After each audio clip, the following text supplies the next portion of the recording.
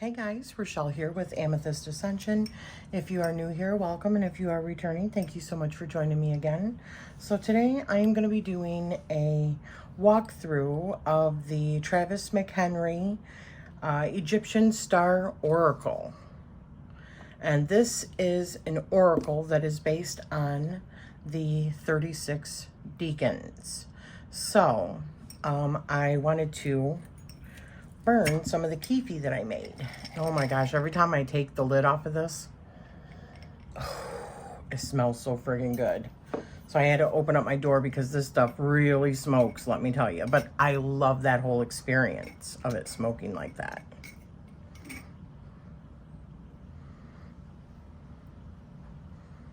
And this is the dish that I showed. Let me put that away.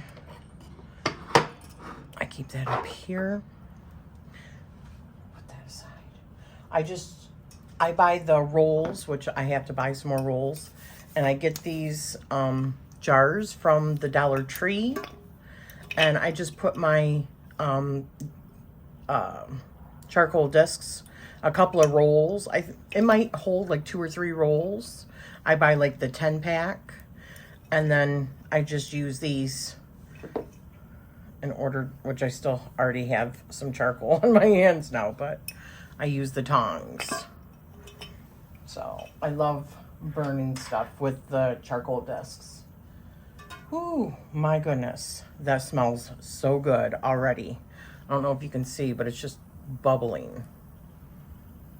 You see that? And that's the little dish I got from Home Goods with the last massive haul that I did. I'm going to set this up here. I had to open up the door, but I wanted to burn that while I was doing this. So this is the box. It was on pre-order. You can get this now on Amazon. I had purchased it months ago, waiting for, anticipating, you know, the release of this. And it just came out this month in June.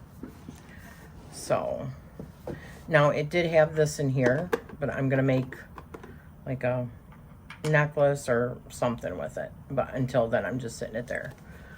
So here's the book, and here is the cards.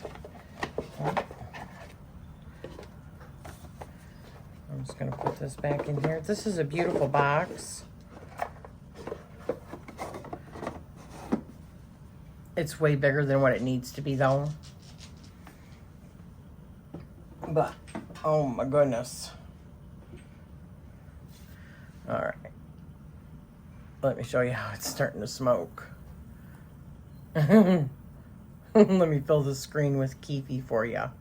Oh, gosh, it smells divine. It smells so friggin' good.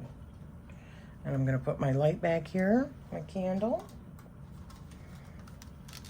I had to move it for my last video because I did not want to catch the box on fire.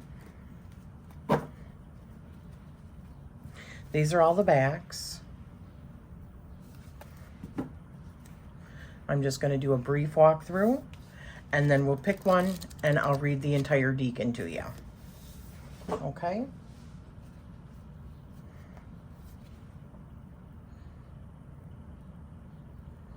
New beginnings and jubilation. Now, in each corner is the Egyptian god that was associated with that 10-day period. This is the name. This is the translation. Predecessor of the cow. This is the hieroglyphics that shows up on either the Egyptian or either the pyramid wall or the sarcophagus, the coffin lids. And then this is what it means. New beginnings and jubilation.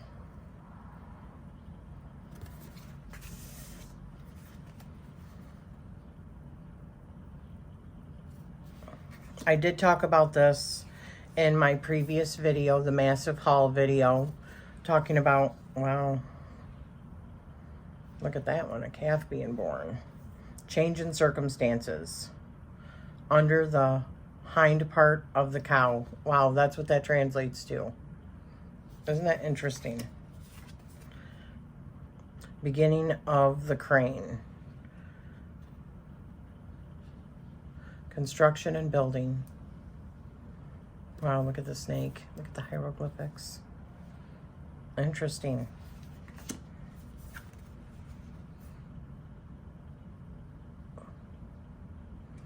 Ooh. I'm running it through my Kifi.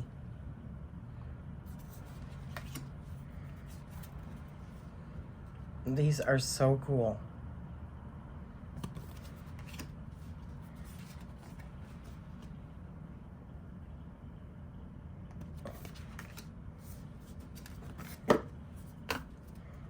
These do not match up, which I talked about in my previous massive haul video. These do not match up with the Decans of the tarot.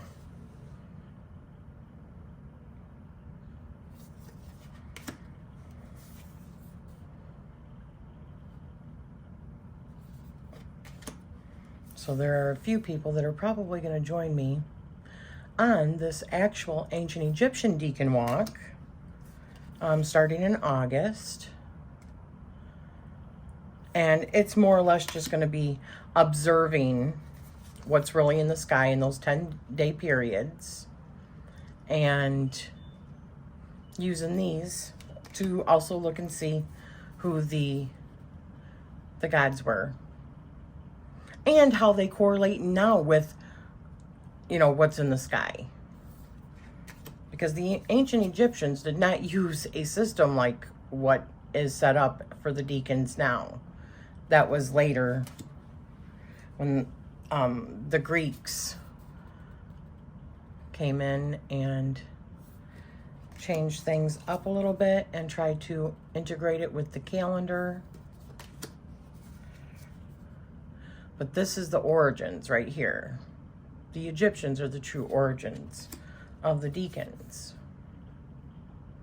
And this deck talks about that, which I find absolutely amazing and excellent. So I'm going to continue with the current Decan walk because it's more about adding that layer to my tarot experience. But these Decans actually have nothing to do with tarot. So it's going to be really a light study. Not too much, really.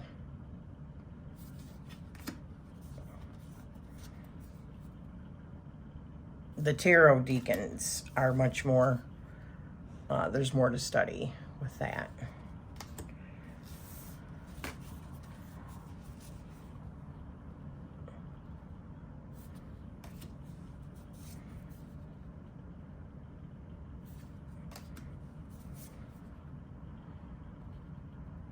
I will read out of the book for those that did not watch the massive haul, that do want to know more information about this particular deck.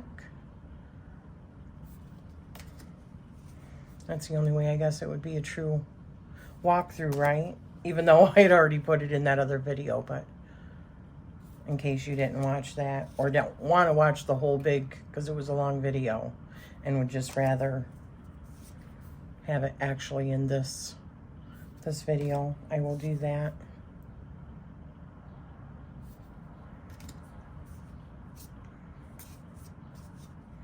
Oh, so we have 37. That's interesting.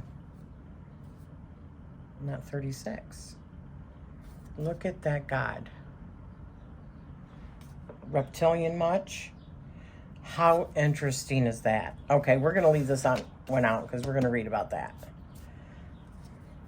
Then we've got our Osiris card, and I talked about this. I will talk about this also in this video. Then we've got our Horus card. We've got our Set card.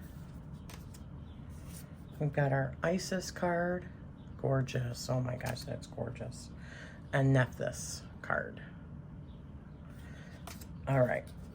I want to read about this one. I want to see if it says anything about this particular god. And look at the hieroglyphics on it. It's 3 turtles. Oh, removal and obstacles. Removal of obstacles.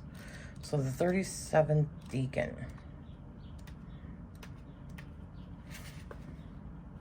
Ooh, glasses. Where are my glasses? All right, let's see here. Transliteration is Shetwi. Translation to two tortoises. Well, it looks like three there. Egyptian name, Stwai. Egyptian calendar dates, 5 days from the 4th of Shamu through the 30th of Aket 1, or 1 Aket 1. Decan groups, epigonal days, I don't even know how to pronounce that, and minerals, carnelian and gold. And it says, removal of obstacles. According to the naos of the decades, Shetwi was the head of the slaughterers and demons, assigning them tasks of life and death. This may sound scary at first, but consider that the slaughterers were tasked with destroying the enemies of Egypt, and the demons were responsible for protecting Egypt from evil in general. You might think of them as running offense and defense for the benefit of the country as a whole. In that spirit, Shetwi relates to overcoming obstacles. The card depicts two animal herders trying to move a giraffe with ropes, although it might just as easily have pictured them trying to prod a large tortoise into moving faster.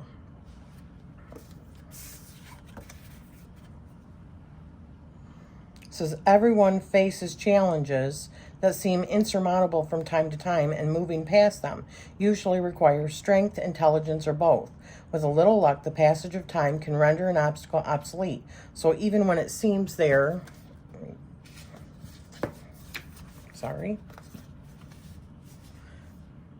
is no, you know what, maybe if I do this, it's hard to see on my camera.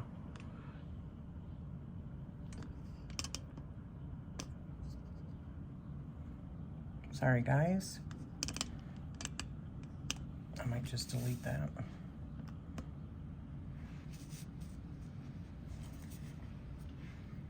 Is no solution to a problem. Patience can allow the problem to resolve itself.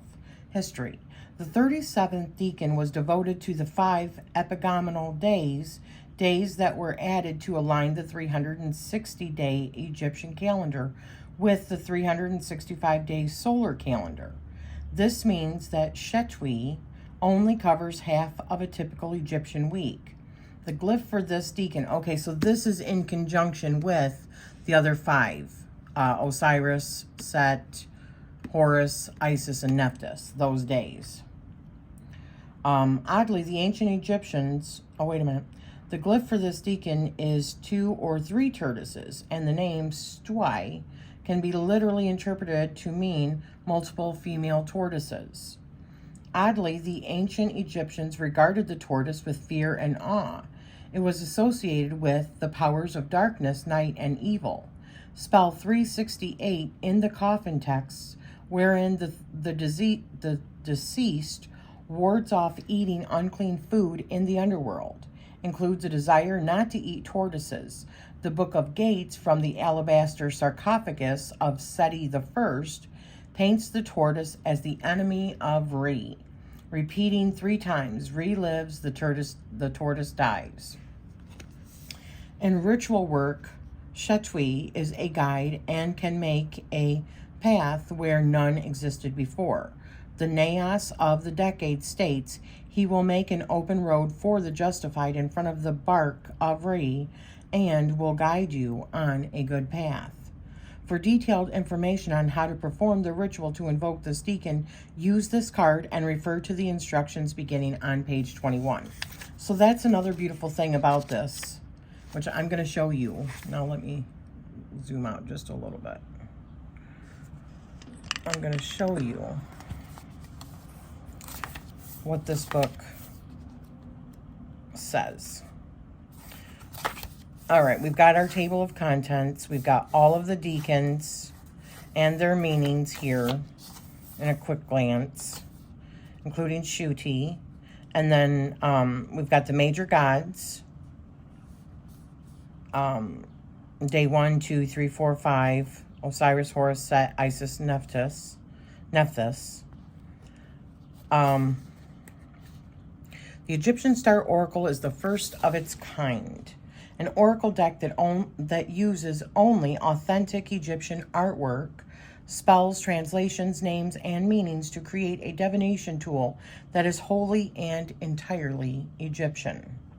Since the late 1800s, there have been countless attempts to create an Egyptian tarot, but at best, these are merely Egyptian-themed tarot decks because the ancient Egyptians had no concept of the tarot.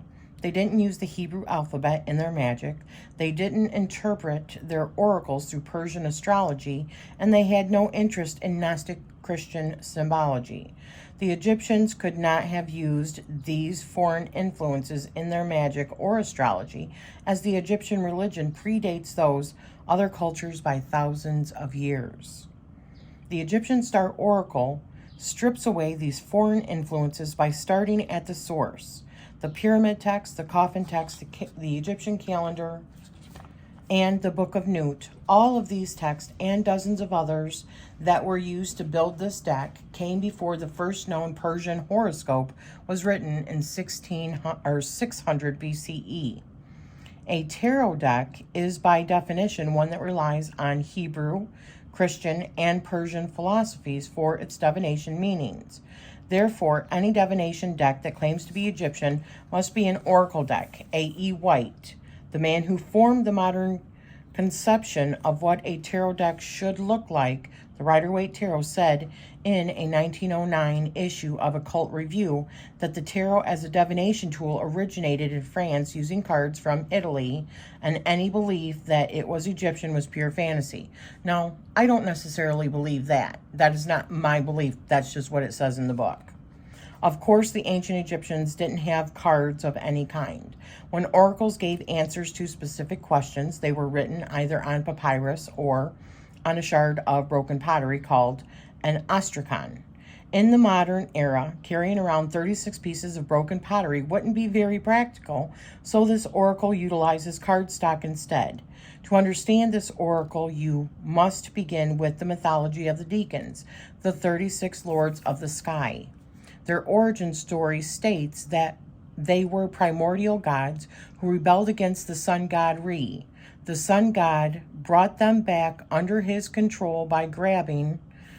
Re's also probably considered Ra. The sun god brought them back under his control by grabbing them by the hair, which is why the Egyptians called these gods the deceived, the tousled, or the living. As punishment, once they were defeated, the primordials were chopped into pieces and thrown into the sky. But even these dismembered pieces were still powerful gods in their own right. As a group, they were too powerful for Re, instructed Thoth, the god of knowledge and writing, to give each deacon a 10-day period of the year when they could rule over events on earth, hence the Greek name for these gods of Decanoi, meaning tenths. Although scholars are still divided on whether or not Egyptian astronomers recognized constellations in the forms that we know today, it's important to understand that the decanal groups listed in this book, cow, crane, boat, and so on, have absolutely no connection to the constellations of the Hellenistic zodiac. Think of them as concepts rather than constellations. The movement of these decanal stars through the sky occurs on an hourly, nightly, weekly basis and has nothing to do with the position of the sun or planets. As mentioned, each decan holds power, or decan, holds power over one 10-day week of the Egyptian calendar, and these dates are included in the sky book. However, trying to perfectly align them with the Gregorian calendar is more difficult than it might seem. The start of the calendar must be aligned with the heliacal rise of the star Sirius, Decan 36, which is Septet. And the date of Sirius's rise differs depending on your geographic location. A truly accurate calendar would have differing start dates for people depending on their latitude region. The heliacal rise of Sirius can be determined quite easily by consulting an online astronomy calculator, but a general purpose Egyptian calendar has been included below to help get you started. The mineral or minerals listed in connection with each decan come from the astronomical ceiling in the Temple of Hathor at Dendera. The exact function of the minerals is not entirely known, but it's commonly believed that they serve to connect you with the decan. Ideally, a piece of mineral would have the decanal figure or its hieroglyphic name carved into it and be worn as a talisman or ring. If you're working with a specific decan in a ritual setting, it will suffice to have a piece of the decan's mineral on your altar, in your hand, or nearby. Above the artwork on each card is a colored drawing of the decan. This is what the Egyptians believed each specific god looked like, but the images were not consistent from source to source. Sometimes they were depicted sailing in barks, while at other times they might look like a snake or lion-headed goddess. My contention is that the Egyptians used a variety of images to depict the decanal stars in one of the 5 forms of their life cycle: appearing, rising, culminating, descending, or disappearing into the the realm of the dead. A more in-depth study of the decans and their history can be found in my book, Cult of the Stars, which, by the way, can be purchased on his website.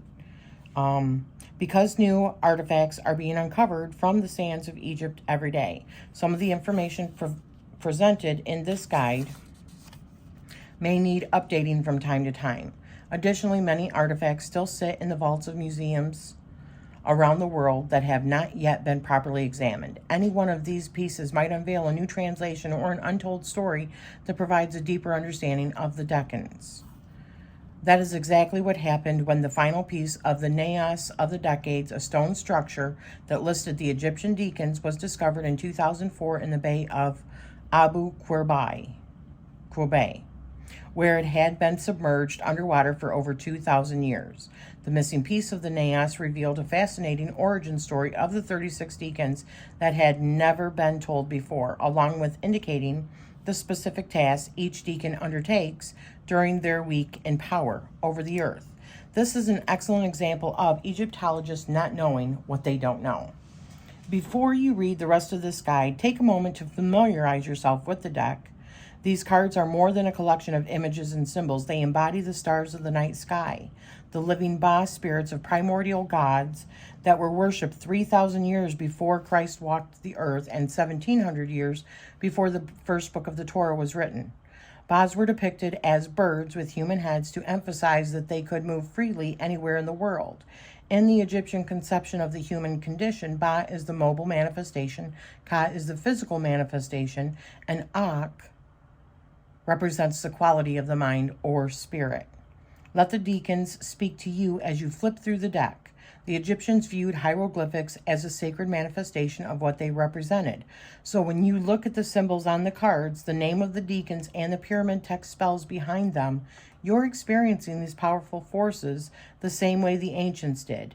Look through the deck with an open mind, taking a moment to create your own first impression of each card. There are many, many mysteries left to uncover, and revealed wisdom comes to each of us in different ways. Aleister Crowley found his spirit guides in the Cairo Museum, so there's no reason that you can't find yours while exploring the truth and wisdom of this wonderful oracle. And it goes on to show the card spreads. This spread uses the 4 phases of the decan's annual journey of birth, culmination, death, and rebirth to focus the power of your reading in your cards. So, birth, culmination, in the duat, and rebirth. That's pretty cool. Then we've got a pyramid spread. This spread invites you to build a pyramid of your own from the ground up, revealing the mysteries of your soul as you go.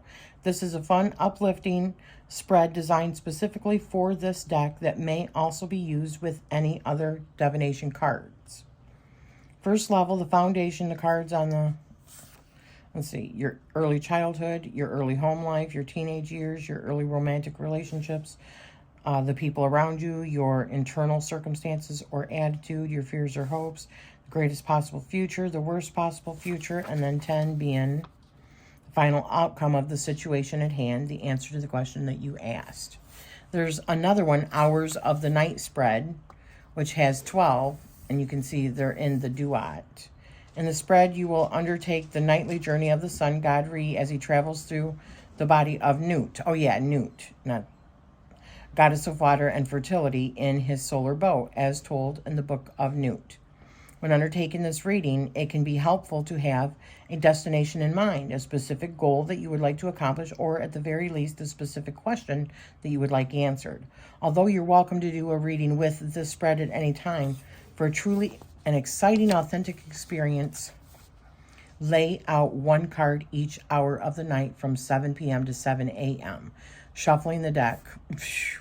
Yeah, I'm not a night person like that.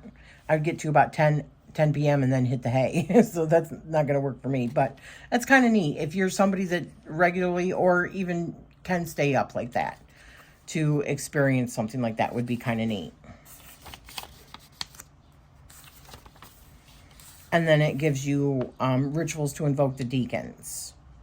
Each Decan can be called upon for different uses, guidance or assistance, details on the specific traits. It just pretty much tells you how to do it if you want to embrace that particular 10-day period spirit for, you know, how it can benefit you. And then it gives you ideas, and it says, Hail to you, Atum, you who made the sky and created the universe, who came forth from nothing and formed the gods. Hail to you, Lord of pure offerings. Well, anyways, I don't want to read it all. You can get this if you're interested, but... And then the Egyptian calendar. And it talks about how there's 365 days, and so the 360-day Egyptian calendar didn't quite cover all 365 days.